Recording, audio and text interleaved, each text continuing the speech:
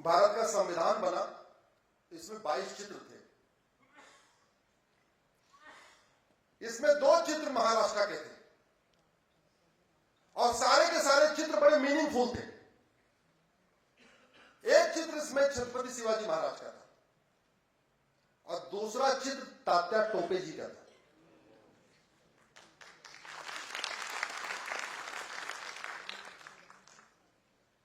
धोखा क्या हुआ आप लोगों को बताना चाहता हूं और मैं चाहता हूं कि आप लोग 5000 फेसबुक फ्रेंड बनाइए। हर परिवार में 2-2, 3-3 लोग, 4-4 लोग फेसबुक फ्रेंड बना के ऐसे जो भारत के साथ धोखा हुआ उसको लिखिए। मेरे आने की सार्थकता और आपके यहां आने की सार्थकता तब बैठेगी जब आप इन विषयों को आगे और बढ़ाएं।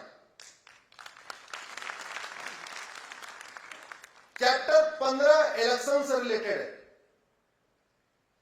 तो चैप्टर 15 पे संविधान निर्माताओं ने 2 लोगों का चित्र रखा।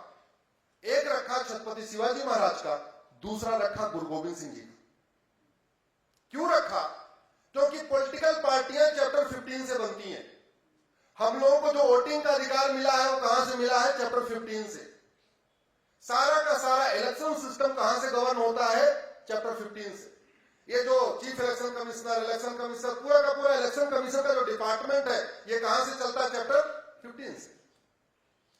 तो संविधान निर्माताओं ने कहा क्योंकि देश स्वतंत्र हो रहा है, हम डेमोक्रेसी में जा रहे, लोकतंत्र यहां रहेगा, तो पॉलिटिकल पार्टियां किस एजेंडे के साथ बढ़ेंगी? तो उन्होंने कहा काम करो, 2 लोगों का, 2 महापुरुषों का चित्र रखो, छत्रपति शिवाजी महाराज का और गुरु गोविंद सिंह, कि सभी पॉलिटिकल पार्टियां छत्रपति शिवाजी महाराज और गुरु गोविंद सिंह जी के आदर्शों को आगे बढ़ाएंगी, इसलिए चित्र रखा गया। हम लोगों का जो वोटिंग का अधिकार मिला तो उसके पीछे ये थॉट प्रोसेस था, हम लोग वोट देने के पहले ये देखेंगे कि कौन सी पॉलिटिकल पार्टी छत्रपति शिवाजी महाराज और गुरु गोविंद सिंह जी के आदर्शों के सबसे करीब है। लेकिन कितना बड़ा धोखा हुआ कि सारे के सारे चित्र ही निकाल दिए। और सबसे बड़ा धोखा तो तात्या टोपे जी के साथ हुआ। रानी लक्ष्मीबाई जी के साथ तात्या टोपे जी की फोटो, क्योंकि शिवाजी महाराज के साथ गुरु गोविंद सिंह जी की फोटो। क्यों? क्योंकि दोनों लोग किसके खिलाफ लड़ रहे थे? मुगलों के। और झांसी की रानी के साथ तात्या टोपे की फोटो, क्योंकि दोनों किसके खिलाफ लड़ रहे थे? अंग्रेजों के। जानते हैं बेशर्मों ने तात्या टोपे को टीपू सुल्तान डिक्लेयर कर दिया।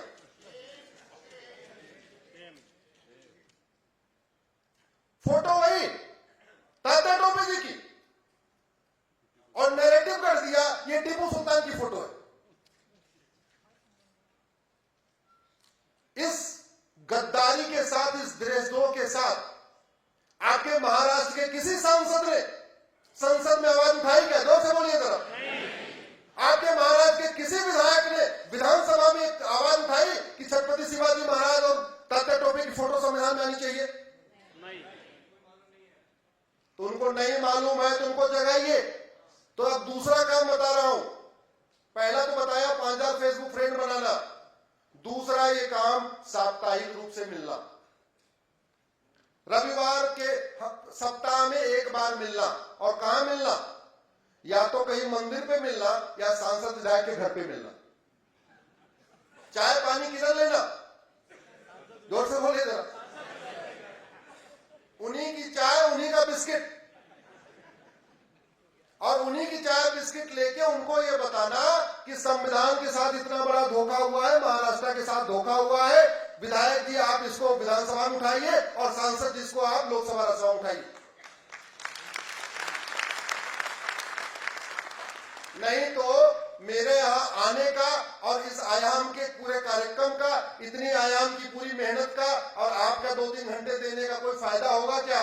अरे मैं अपने यहां चला गया, हम तो जाके सुप्रीम कोर्ट में लड़ते रहे, हम तो बैठने वाले नहीं है। लेकिन अगर आप भूल जाओगे तो मेरा आने का पूरा एफर्ट बेकार हो जाएगा। तो महीने में 1 बार शुरू करेंगे। मेरा मानना है सप्ताह में 1 दिन तो कम से कम अपने आसपास के मंदिर पे सब लोग इकट्ठा होइए, थोड़ी वहां चर्चा करेंगे। जब बातें होंगी तो कुछ बात निकलेगी।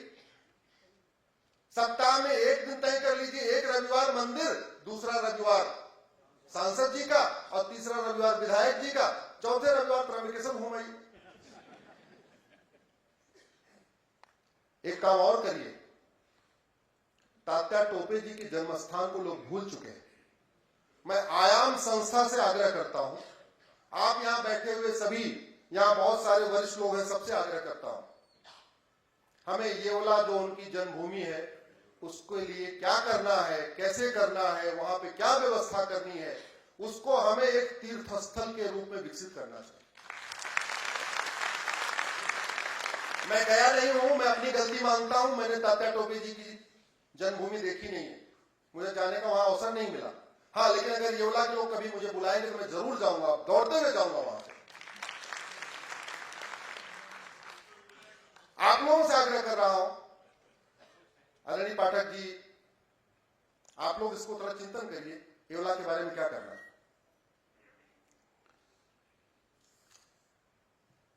और इसकी आवाज उठनी चाहिए। अच्छा, एक चीज आप सोचिए, अगर भारत के संविधान के सारे चित्र रहे होते, राम लक्ष्मण सीता की फोटो, कृष्ण अर्जुन को उपदेश दे रहे हैं, भगवान महावीर हैं इसमें, गौतम बुद्ध इसमें है, छत्रपति शिवाजी महाराज है, तात्या टोपे है, झांसी की रानी है, हनुमान जी घूम रहे हैं, हनुमान जी ऊपर ऊपर उड़ रहे हैं। अगर ये चित्र रहे होते तो भारत के संविधान में कभी सेकुलर शब्द जोड़ा जा सकता था क्या? जोर से बोलिए। हाँ, प्लानिंग देखिए, पिता ने सारे चित्रों को हटाया और बेटी ने 1975 में इमरजेंसी लगा के संविधान का बेसिक स्ट्रक्चर बदल दिया। मेरी इसमें पीआईएल है, जितनी बातें कह रहा हूं सब इसमें पीआईएल है। पहले पीआईएल फाइल करने के बाद ही मैं बात करता हूं, चाहे वर्क पैक्ट हो, चाहे प्लेस ऑफ वर्शिप एक्ट हो, पहले पीआईएल फाइल कर देता हूं, नोटिस हो जाता है, उसके बाद फिर मैंने सेकुलर शब्द को चैलेंज किया सुप्रीम कोर्ट में। क्यों चैलेंज किया आपको बता रहा हूं।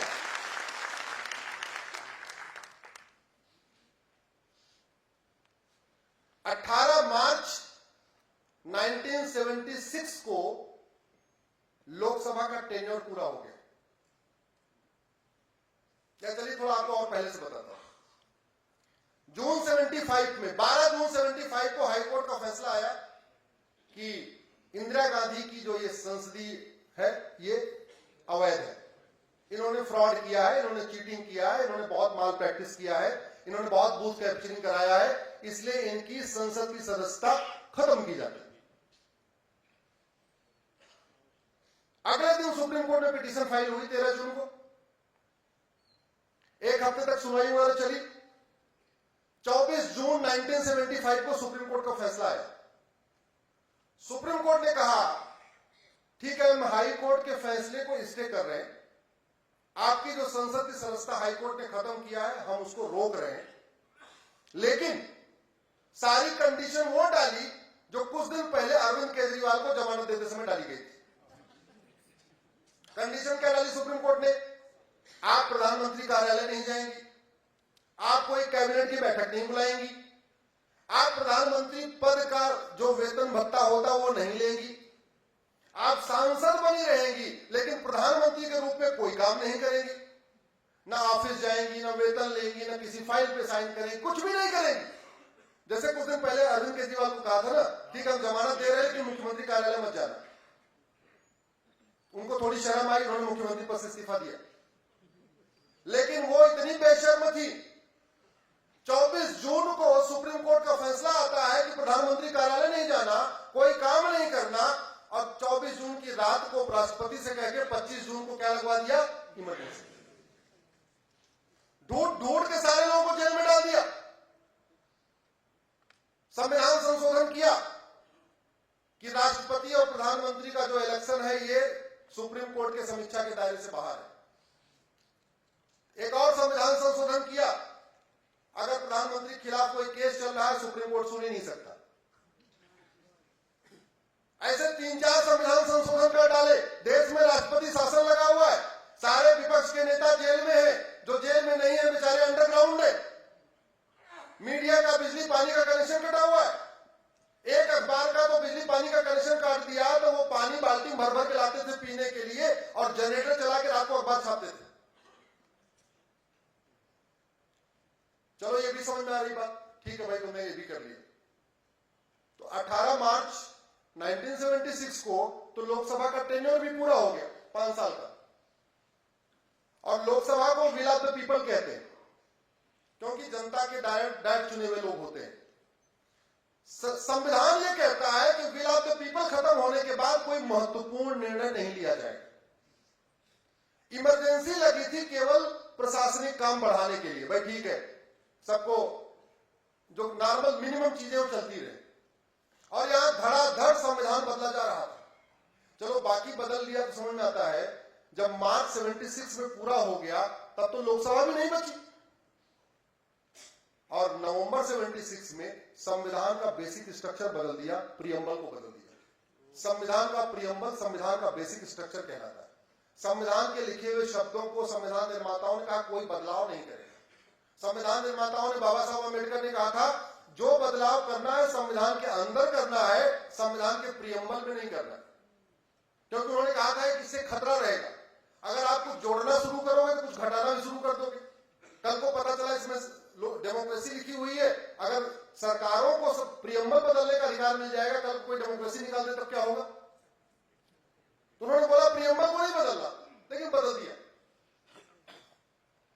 दुर्भाग्यवश आप देखिए पढ़े लिखे लोग भी लोकतंत्र की बात करने वाले, संविधान की बात करने वाले, बाबा साहब अम्बेडकर की बात करने वाले, वो लोग भी ऐसे विषयों पे लिखते पढ़ते नहीं है, बोलते नहीं है, कुछ जानते नहीं है, जो जानते हैं वो बोलते नहीं है। उनको एक्सपोज करने की ड्यूटी किसकी है? तरीका क्या है?